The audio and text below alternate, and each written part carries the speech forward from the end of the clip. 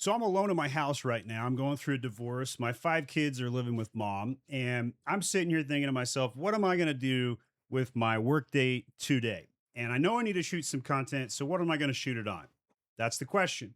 And I thought to myself, man, there's got to be other people that are going through similar experiences where they're lost in this world, wondering where they should focus. What is the next business they should be growing, starting, executing?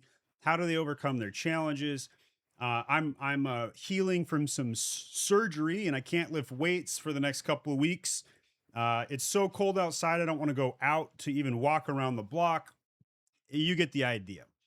So I started shooting some content this week. I looked at Alex Hermosi and Stephen Bartlett, two content creators I watch a lot of content from. I looked at my own YouTube CTR strategies and created a video on that. I talked about starting a business. I did so many different videos. I even did a video on how to do look at a group email inbox on G Suite if you're not a member of the group, right? And all of these have a little bit of a different shift from the Amazon tone that I've taken. Even though I'm wearing the Us versus Amazon shirt, I've been thinking about how do I gain some new viewers outside of the Amazon niche and expand into a bigger vehicle, as Alex Hermosi says. And I don't have the answer to that question yet. I'm trying to figure it out and doing some testing right now because a lot of people do like my business acumen.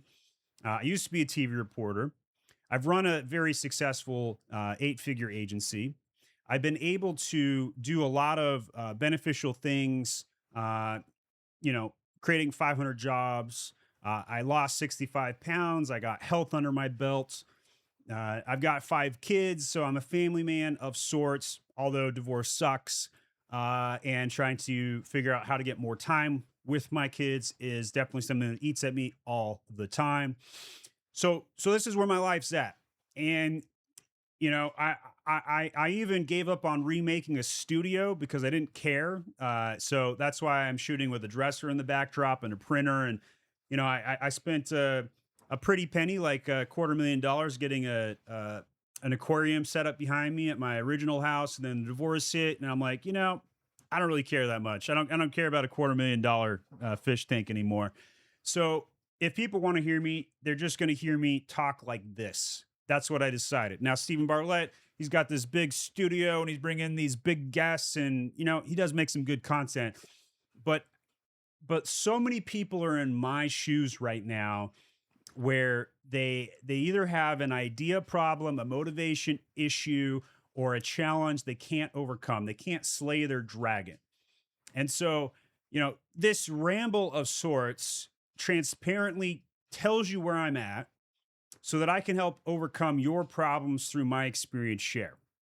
So, I have tried to tackle this problem for years in a sense, right? So I'm highly successful. I've got enough money I could retire. And I know that I'm not done yet, but this divorce has dragged on for 14, 15 months, and I just want to be done with it.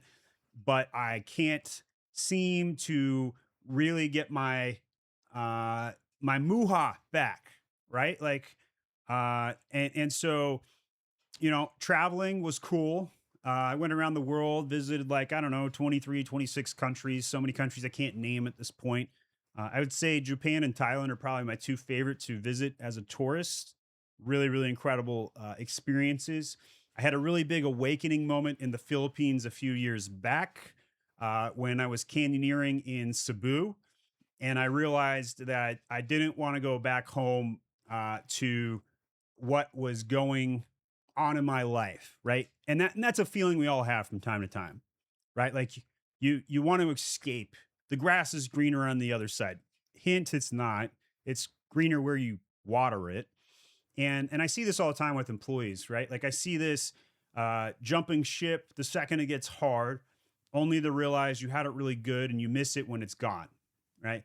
What's that song? You don't know how good you got it till it's gone, or whatever. I'm missing the lyrics up a little bit, but I've seen that so many times. I have former employees that reach out and say, man, I miss the culture at MAG.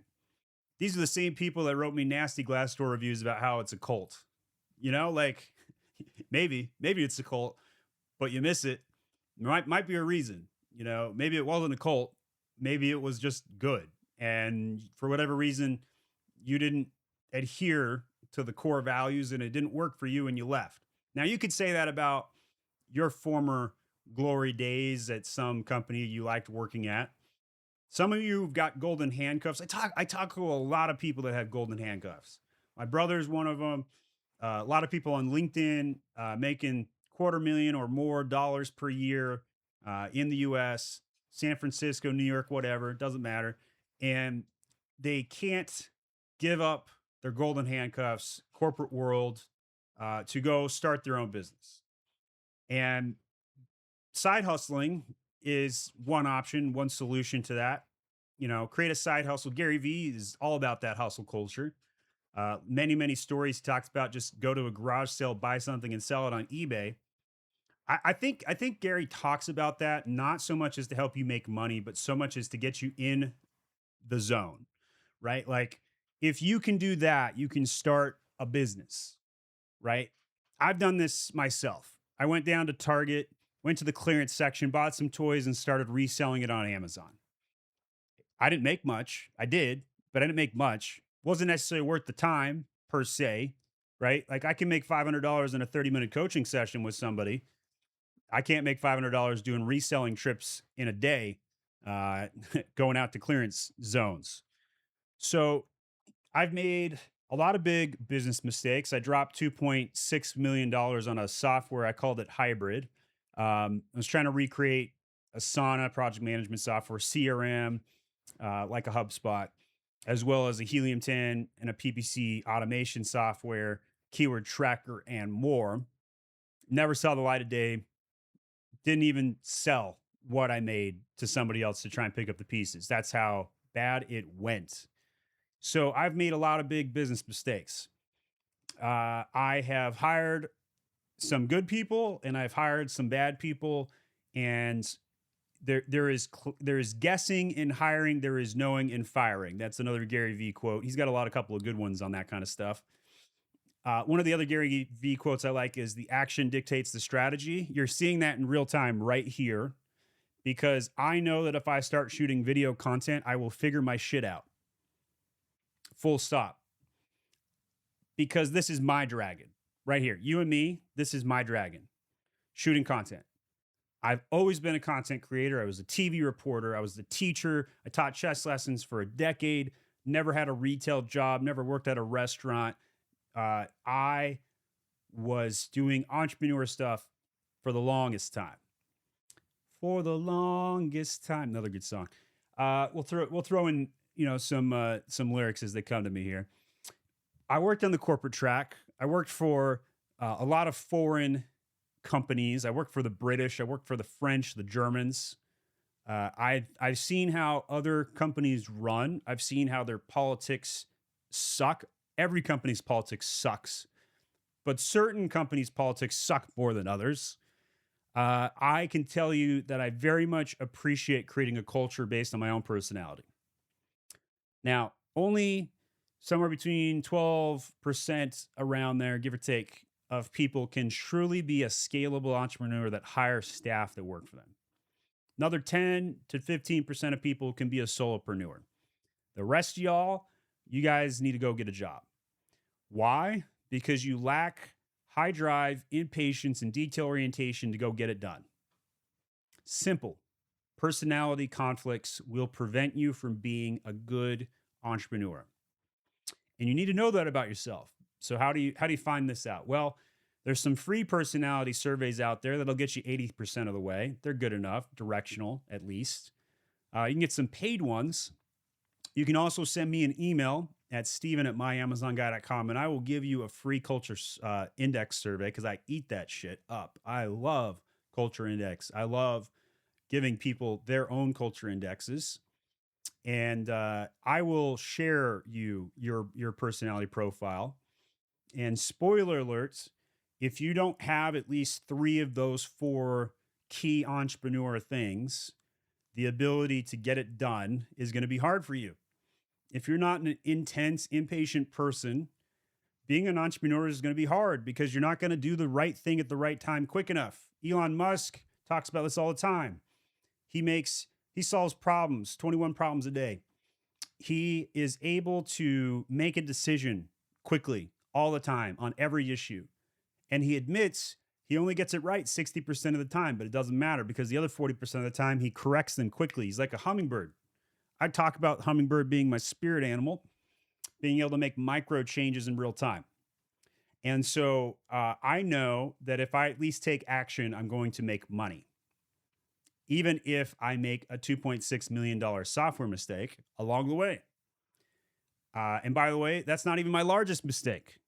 I had a business partner that I sat $3.2 million with, and the dude disappeared. The dude didn't pay his taxes, and he did not return my money. So I have been taught many lessons in business, powerful lessons. Do not go into business with other people unless insert some checklist I don't know how to answer yet. I'm gonna be my own entrepreneur with no shared business things. I can tell you that right now because I'm not qualified to find a good business partner. I knew that before I did my last business deal, and I did it anyway because I'm an idiot. So I know that if I continue doing what I'm currently doing, and I've already told you I could stop working today, right now, and I would be set for life. I would have generational wealth done. That's because the system I made is so good. However, and even though I have determined that I have enough wealth, I have enough success, I still believe that adding value in life is important. Also, I also know on a very deep, visceral level that if I take hard phone calls and do business, it causes bowel movements. And I'm not joking. This is not a joke. This is a literal thing that happens to me. Okay? I have a condition that makes me constipated. Stool softeners are a godsend. Enemas, can't live without them in the last year. But what's better than stool softeners and better than enemas is working for me. Being able to get onto a business call, whether it's an internal employee conversation or client service, doesn't matter. It causes a physical reaction in my body that moves poop from one end to the other. And I did not know I was going to be talking about this before I shot this video. In fact, all of this is ad lib. There is no show notes in anything I'm doing right now. Right? And quite frankly, I'm just going to take the webcam right here and showcase this. So I got to make sure there's nothing on screen I can't share. All right. So here I've got my Slack. Here I've got my OBS, right? And I'm about to break it. The camera's not enjoying this activity. And there I've got my Gmail, and you can see my camera set up, and you can see the rest of my room. There you got my soundboard, some potato chips you shouldn't eat, which I did not buy, but somebody left me because they love me. All right. And we'll fix the camera back to where she was. So this is raw. This is Stephen Pope raw, talking about bowel movements. And I think this is important because some of you are also constipated. Maybe not physically, but you might be constipated with your life direction. You might be constipated with your business. Maybe it's not growing. Mine's shrinking, by the way. 13% down. Not proud of that. And uncomfortable because I'm on record saying I'm a CEO knowing how to grow a business on the way up in the elevator, and I don't know how to run it on the way down. That is very challenging shit for me. I've known nothing but success in my life. There is nothing that I have touched that hasn't gotten better with effort.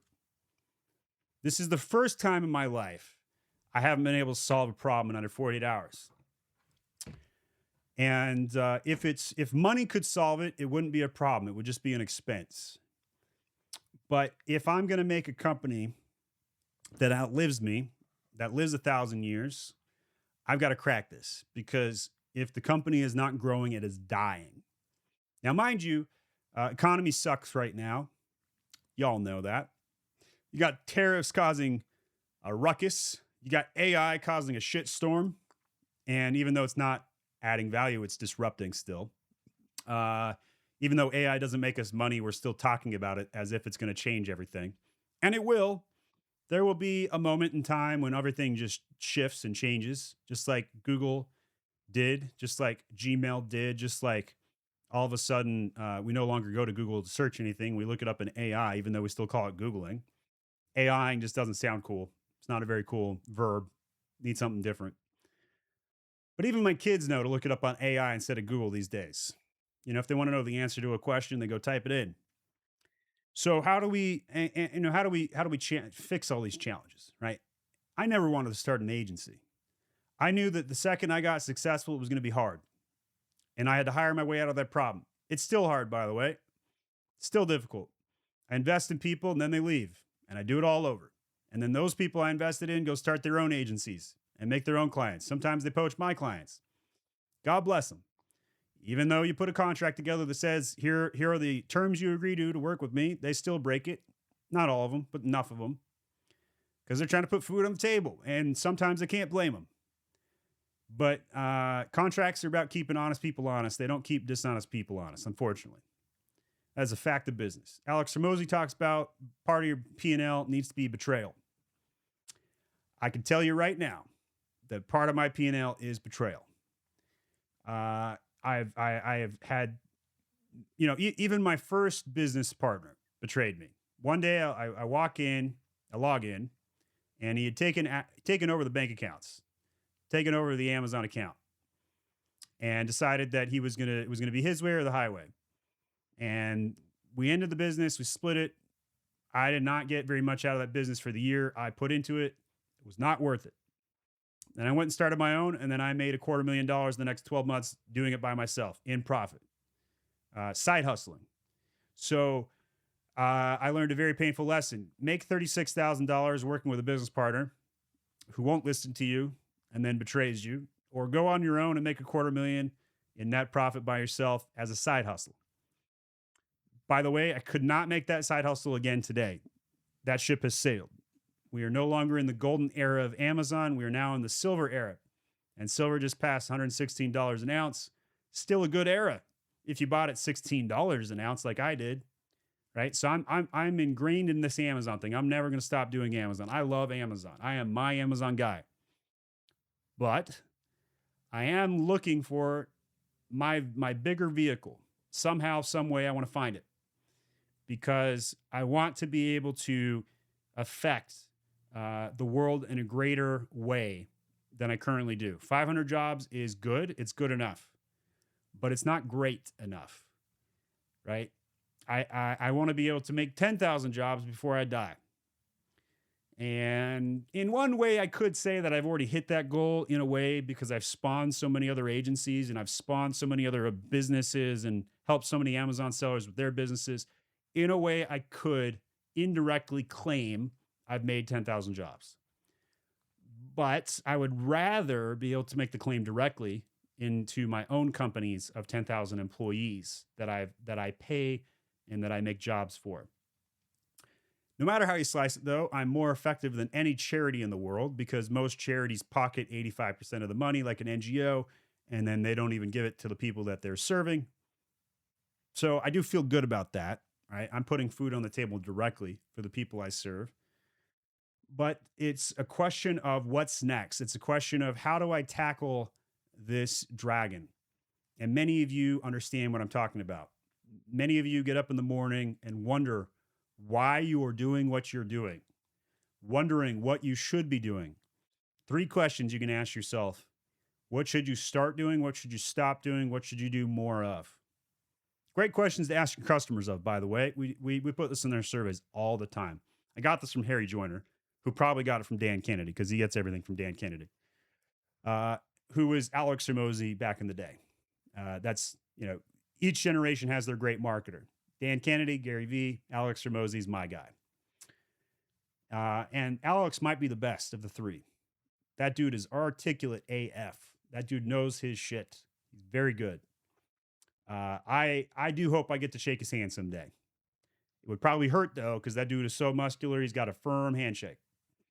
Either way, would still be pleasant. Sometimes you ever ask yourself the question, like, if you had dinner with somebody dead or alive, who would you pick and why? Alex would be a contender for that list for me. I think he does good work. I think he's got a good head on his shoulders, and I think he's a good person. And I think he adds a lot of value to this world. And that dude is in a very big vehicle right now. So Alex makes $3 million licensing gyms in 6 months, goes in person. Then he decides to license it digitally, makes 9 million the next 6 months, might have been 12, and figures out how to get into bigger vehicle, buys acquisition.com for $400,000, and he was off to the races. This is a pivotal moment in Alex's story, who was making videos just like I am today, trying to figure out how to move forward. Now, Alex has one talent that I will never have: the ability to have good handwriting. he can whiteboard stuff. I cannot. I have to do everything digitally. Now, I bet you though, I type faster than Alex. I type 113 words per minute on average with no error, 99.9% accuracy. And I was typing as early as 8-10 years old. And this was a skill I picked up, one I hope to impart into my children as well. So there's a lot of skills, like skilling up is something Alex talks about all the time. If you are stuck, you need to skill up. Okay.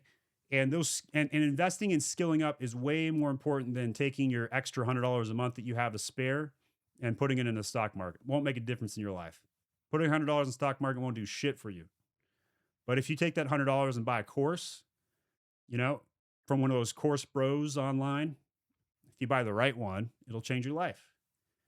And being able to skill up will change your life. Typing is one of those things that you could get for under $100 and will change your life. Because the second you can type, you can DM more people, you can do more emails, you can do more social media, you can write more papers in college, you can do a lot of things. I was one of those college students that when you got the paper assignment, I'd write it the first night and hand it in. This all predates AI, mind you. And there's a lot of people that wouldn't even start writing it till the day before it was due. God bless those people. Might make a good lawyer. Lawyers always do shit at the last second. I don't know if you guys ever hired a lawyer before. They will never do things in advance. You could deliver what they need to do their job a month in advance. They still won't touch it till the last day before they need it. Drives me crazy because then it becomes your problem when you have to edit their bad work at the last second. Ugh. Hate lawyers. The only people that win in divorce is lawyers. Tell you that right now. A lot of money goes to lawyers. Don't do not. If you can exit a marriage without lawyers, I'm telling you, it's going to be worth it. Don't do it. Don't hire lawyers. By the way, I didn't want to hire lawyers. Wasn't my choice. Here we are. All right, what do I talk about next? What is next is really the ultimate question we all face. We're all trying to figure out. I listen to a lot of podcasts. I go on a lot of walks to try and figure my shit out. And I got to tell you, there are very few moments in life when all the noise just dies down and you get a clear mind and that thing you've been avoiding hits you.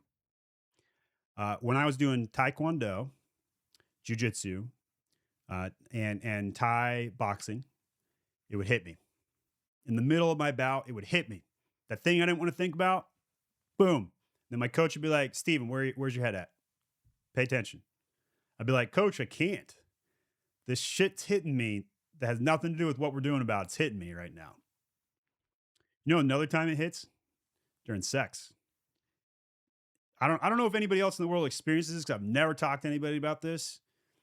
But like, that's another time that the thoughts that I haven't had, the noise that prevents the signal from coming in, working out, sex, walking in the forest. Those are my three. They all have a physical element to them, which is interesting, right? Like if you sit down and think about that, you cannot get rid of the physical distractions without a physical element. How easy is it to pick up your cell phone and get on and get distracted. Way too easy. You know what I don't do during those 3 events? 2 of them, at least, I don't get on my cell phone. I won't tell you which one I do get on my cell phone. Let's see if you can figure it out. It's walking in the forest, by the way, guys. Come on. So during the forest times, I would be putting on the podcast. I would put it in my pocket. I would walk in the forest. I'd look around. I'd get an idea and I'd immediately write it down. I'd immediately send a DM to my employee. I would immediately call an executive. And then I'd go back to my walk and I would walk for about an hour every day. I got a dog to help me with that. I did give up the dog during the divorce. That was challenging. You spend a year getting a dog trained and in a routine, and then a divorce happens and you're no longer doing your normal routine in the house that you were at next to the forest that you purchased so you could walk in, and your life is just all of a sudden different. Those are the things that happen in life, right?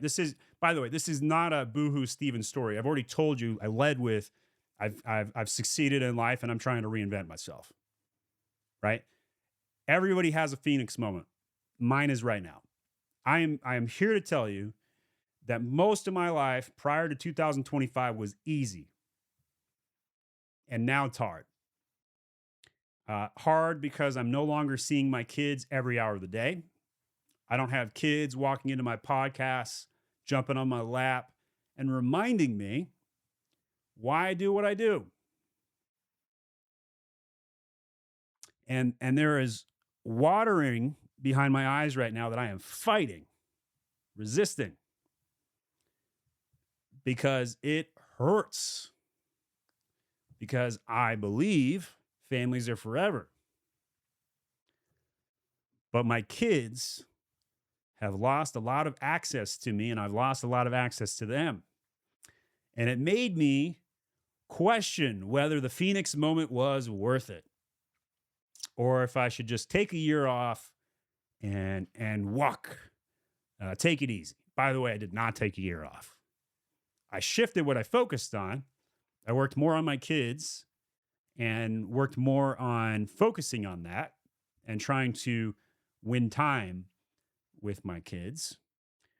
But nonetheless, I have done a lot of good business decisions this past year. I have removed people from the company that didn't belong there, even at the executive level. I have recruited the right people. I have promoted the right people. I've done everything a business leader should do. Now, some of you might say I could have done more. Some of you might say I'm doing less than I did before. And I would say to you, I'm doing different things, just like I did every year in my business. Day one, when you start a business, you are every employee. A year in, you might have a staff of 10 or whatever, like I did. And then I'm the account director, right? I'm a director level. A couple years after that, I might be at the vice president level. A couple years after that, I might be CEO. Well, in the last year, I became founder. Now, that was the title I chose day one, founder of My Amazon Guy. Why did I choose that title? Because I knew one day I'm going to have a different CEO. I knew that 7 years ago, and I'm grooming one right now. 3 deep to a seat. I'm always thinking ahead. I'm a chess player, remember? So and Noah Wickham publicly is the CEO in waiting that I'm grooming right now. He's not ready. And by the way, when I do promote him one day, he won't be ready then either. It's a very important delineation, right? But guess what? After he is CEO, he will become ready. Why? Because that is just how it works. That's just how it works. Like, that doesn't mean day one he's going to make the right decisions, but eventually he will. And it's going to be hard for me to watch him make mistakes. I'll warn him, of course. I'll tell him, like, hey, man, maybe give that some extra thought, or, oh boy, I tried that before. Probably don't want to go down that path, or, that's going to be painful. But a kid does not learn to ride a bike and skin their knees until you put them on the bike, push them and watch. You cannot leave the training wheels on forever. You cannot keep pushing them. But one day, all of a sudden, they're riding that bike better than you can at age 38. It just works. It's okay. It's going to be okay. It's all going to be okay. Like some of you just need me to say that, right? Like it's going to be okay. Your deep, dark challenges, everybody has them. And you, the phrase that everybody told me that this too will pass, I got to tell you, I do not like hearing that. You probably don't like hearing it either if you're in the middle of the thick of the forest, the thick of it, because it doesn't have to be as bad as it is. Like, I don't think God wants you to suffer. I think fearing God is a mistranslation. This idea we should fear God and that God wants to punish us and put us in hell and, make us suffer. I do not subscribe to that. I do think God wants us to be happy. I do think God believes in free agency. I do believe that if you didn't have access to free agency, you would not be happy and that God would cease to be, because the whole point of God is to help people be happy. Now, he does that in a unique way. Service. He serves us. And so, like, if you think about that, your goal in life is to be happy. Your plan in life is to be happy. And you think that if you just do these certain things, that you'll become happy. And then you do those certain things and you're wondering, am I happy? And you question it, because that is what happens in life. And you could talk about any religion ever and subscribe to whatever. Doesn't matter. At the end of the day, they're all trying to answer the same question. Why am I here? Where did I come from? Where am I going? That's what this video is about too, in a business sense. I already have religion in my life on lock. I already know what I believe. I have explored the world. I have learned about all religions, and I still went back to my childhood one. And some of you know which one that is. I don't even need to proselyte. That's not the point of this video. The point of this video is to show you that, like, it's okay to wander and it's okay to wonder, but it's not okay to accept that suffering is inevitable. It is in a way, but you don't have to believe that you're always going to suffer, right? You have the free agency to fight against that. And if suffering didn't exist, life wouldn't be worth living in a way, right? Like, you wouldn't understand the difference between happiness and suffering. You wouldn't understand the difference between peace and suffering. But, like, let's throw Star Wars into the mix here just to get off the religion tangent. The dark side, it's all about pain and suffering, and the Jedi are all about peace, I guess. But both of them are, like, adamant that it's black and white. Then you got a guy like Mace Windu who's like, maybe it's a little bit of both. Maybe you need some suffering and some peace. I'm more like a Mace Windu on this. But I also don't believe God wants us to suffer. He allows us to suffer. So when you're doing your business thing, you have a lot of choice, overwhelming amount of choice, right? Like, the amount of choice that you have in your life right now is tremendous. It is impossible to get through the amount of choice we have. And there's an element of luck. Sure, I was born in America. Sure, my parents were wealthy. And I had an easy childhood. You look at Stephen Bartlett's story, and he's like, I barely had food to put on the table, and my mom disowned me because I didn't go to college or I dropped out. I had none of that. No, none of that parental alienation. None of the never went hungry. A lot of people in America had the opposite problem. They eat the wrong food, they're obese, they're not active enough. But that's a story for another time. Nonetheless, I was 235 pounds. I'm now 175 today. So I've lost, you know, a lot of weight. I'm healthier. I got a hair transplant. I took care of my health. I've lifted a lot of weights. My muscle mass is tremendously stronger today, right? And just for perspective, I'm not some ripped dude, right? Like it's just good, right? So like this is just good enough, right? I'm no Alex Hermosi. I'm no Stephen Bartlett. I'm no Gary Vee. I do respect those three guys for very different reasons. I like Gary Vee's action mentality. I like Stephen Bartlett's ability to ask good questions and interview people and tell a story. And I like Alex Hermosi's teaching. He's the master teacher in business of our time. He also is really good at business. He's also really ripped. And God bless a guy who can do all of that and pull it all together. And maybe, I don't know if Alex has kids. I'm actually going to Google that real quick. Does Alex Hormozy have kids? Because if he does, then he's got the full, no, he has no kids as of this very moment. So he's late on the kids thing. And that's a personal choice. But I got to tell you, he will be a changed man. He's not a real man yet. You are not a real man until you have kids. Changes you, especially if you have a daughter. When you watch Frozen with your daughter and you start crying, it's very different. Very different. Because no man is going to watch Frozen by themselves and cry. Just not going to happen. Right? Like, it's not going to happen. So, every good man has a deficit. Alex doesn't have kids. It's not to disrespect the man. It's just that he's going to be a very different person. It's going to be a real man when you become a real man when you become a father. Very different. So we all have decisions to make. We all have a fork in the road. But hopefully you're not you're not Alice in Wonderland in the fork in the road, and you ask the purple cat, which way should I go? And he says, well, it doesn't matter if you don't know where you want to go.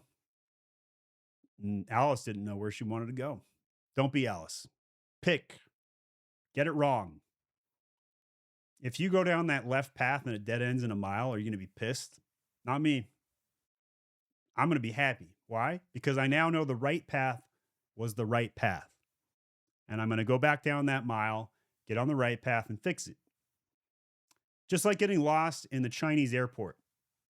Back in, 2017, I think, I was lost in the Chinese airport. Not a lot of English in the Chinese airport, by the way. I don't even know which one it was. It wasn't Guangzhou. It was Shanghai, maybe. I don't know.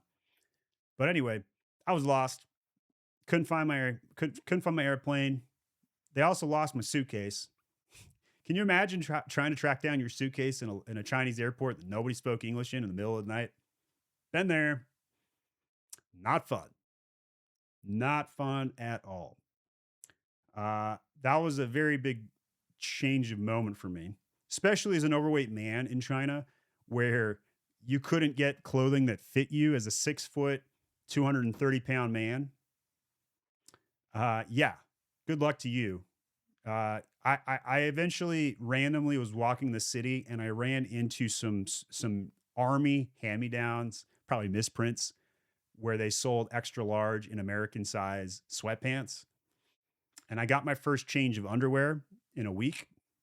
I was in China to go to the Guangzhou conference where they had 3 football stadium sized buildings chock full of goods, and trying to figure out what to source and what to sell. By the way, I would not recommend going to that.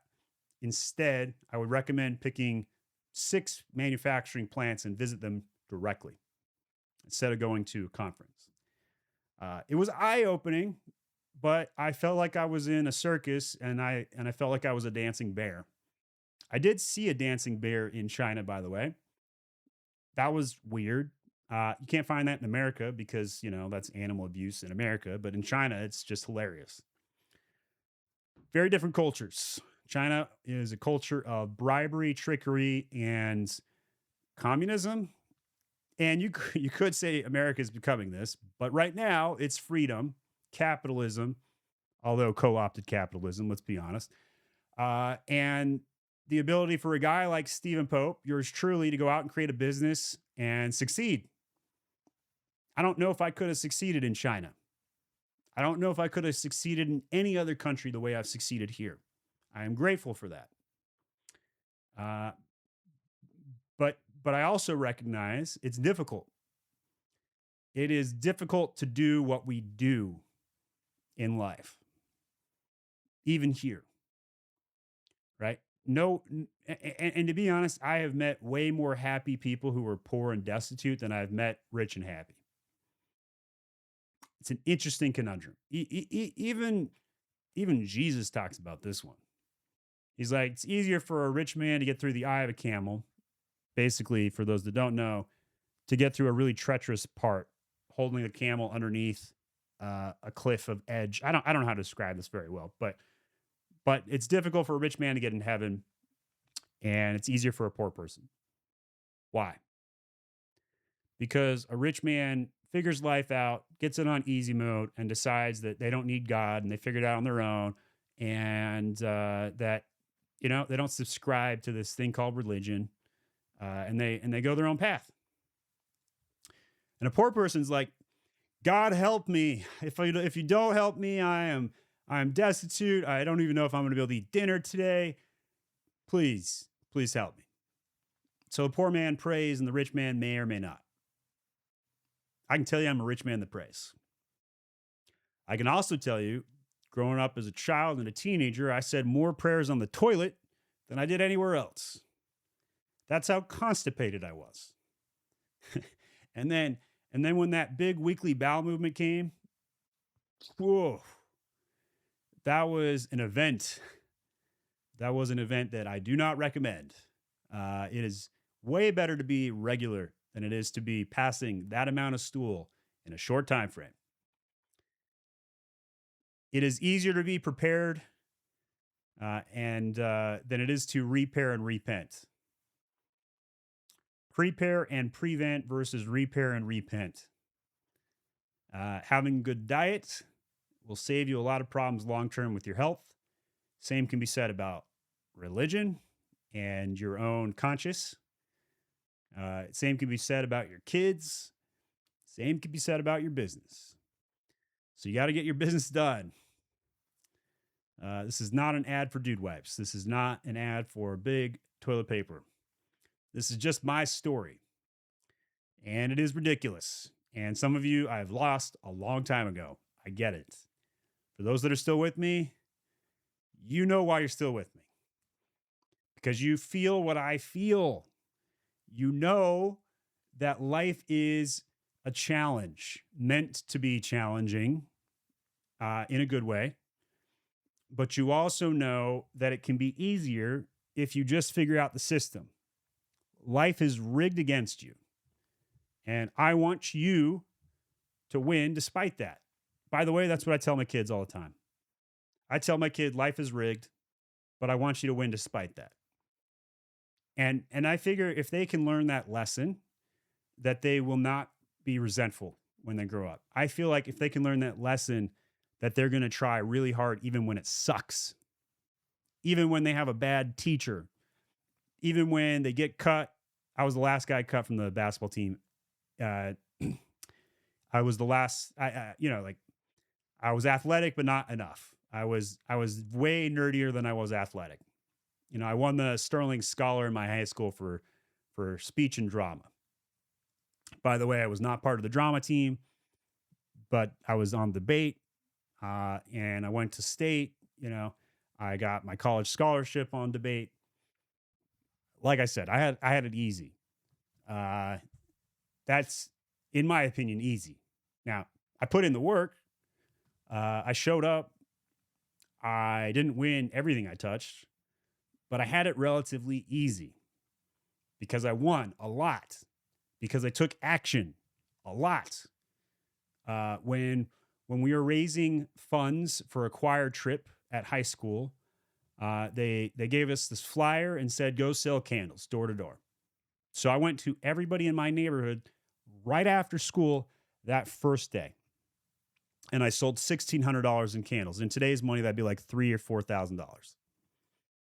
And then everybody in my choir group got pissed at me because I went around and I sold candles to their own families, even though they were raising funds for their choir trip too, because I didn't miss a single house. I went to every single one of them. And that's because I was first to act. Now, you don't have to be first to act in business. Google is almost never first to act. Google's Gemini has a 30% hold of the market today, and they didn't even exist like 18 months ago. Nano Banana put them on the map. So you don't have to be first in business, but you got to be first with the choir trip candle fundraiser if you want to make the most money. And by the way, I sold the most candles in my high school 2 years in a row. And I put money back in my pocket. I made more money than my choir trip cost and had money in my pocket to spend however I saw fit. That's the kind of person I was and am. And I recommend it. It's an easier strategy to be the guy that takes action. Because the guy that sits there and thinks, the philosophers of the world, you guys might be good at solving really big problems, but you can't solve 10 quick problems to save your life in the same day. You're no Elon Musk. Musk can solve complex, frequent, large problems all day long. That dude owns a SpaceX exploration company. He owns satellites. He owns a boring company that drills underneath the earth. He owns an electric company. Pretty much anything that's going to help us get off the rock and go to Mars and another planet, he's building it right now. Now, do I think electric companies, electric cars are going to save the planet? No. In fact, I'm pretty sure the data is now revealing that the cobalt mining is worse for the environment than gasoline. Do I believe that we're going to run out of oil? No. In fact, I think the data is starting to reveal that the oil reserves replenish using plant matter. By the way, there are more trees today in 2026 than there were 100 years ago. Did you know that? So I think we really do as humanity have a reason to be optimistic right now. Even though there's more people in the world, there's more food than there ever has been. There's more trees than there ever has been. There's more energy than there ever has been. So there's a lot of things that I think we can look forward to and a lot of things that have become successful. But I also think that there's less happiness today. What's that about? How can there be more abundance and less happiness? How can there be more people wondering, why they exist in this fashion, right? I don't know if this is true, but this seems to be the way I feel. Maybe you feel the same way. I feel like we're taxed more today than any point in history, right? Like even in biblical times, like they only took 25% of the crops from the Jews in Moses' time. I might be totally off on that number, but that's what I recall, right? We pay 40% taxes today, and then we pay taxes just to live and pay it on owning a home and property taxes, and we pay sales tax, we pay life insurance, health insurance. Those are taxes as well, in a way, just to live. And mind you, I have enough to pay for all this, and I'm still complaining about it. Why? Because I think it's wrong. Like we look at this $40 trillion in U.S. national debt. I believe that that's $40 trillion that the government just flat out wasted in fraud, kickbacks, bullshit.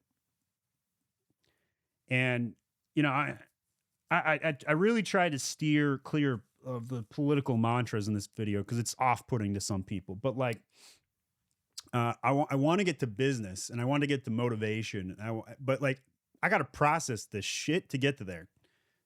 So bear with me. I have to get this all out of my head, clear the noise, get my physical reps in so that I can get on signal. And maybe that's what you need too. Maybe you need to write in your diary. Maybe you need to shoot some content and just shoot off the hip like I did today for 50 minutes and going on, right? Like, but you probably learned something in this video, even if you didn't agree with half the shit I said. You probably learned something.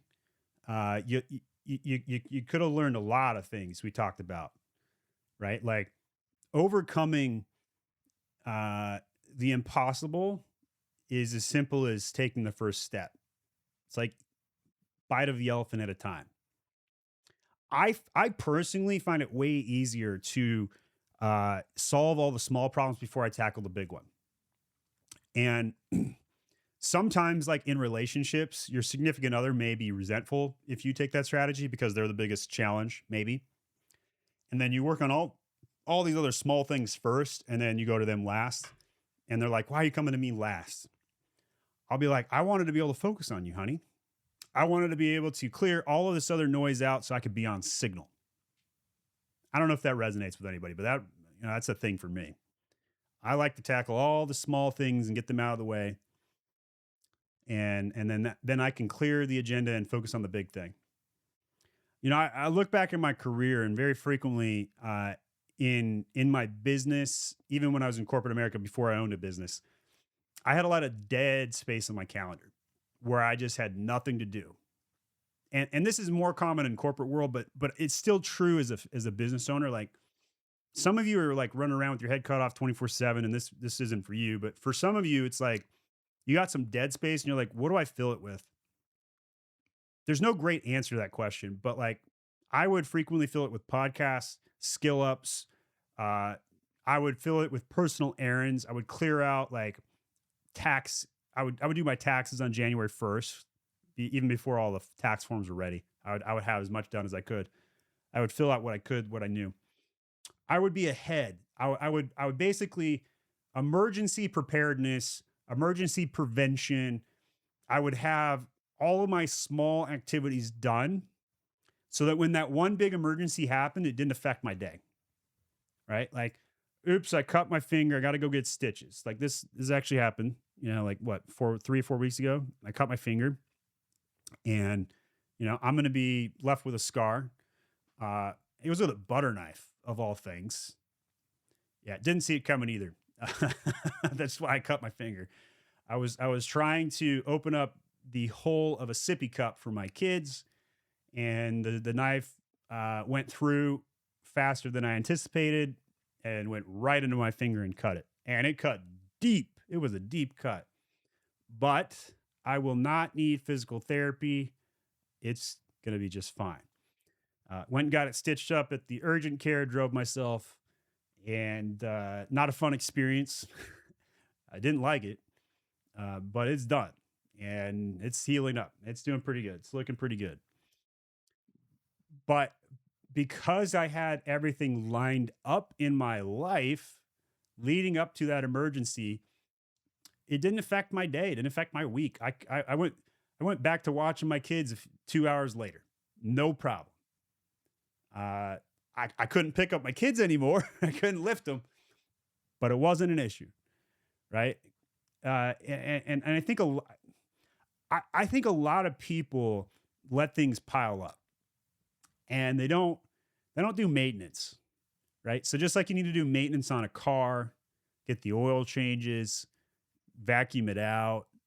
I think a lot of people let the fast food wrappers pile up, the French fries that fell underneath the chair, stay there, get stale, get gross. Then it creates a mold. Then you're getting sick. Shouldn't be eating fast food anyway, but you know how it is.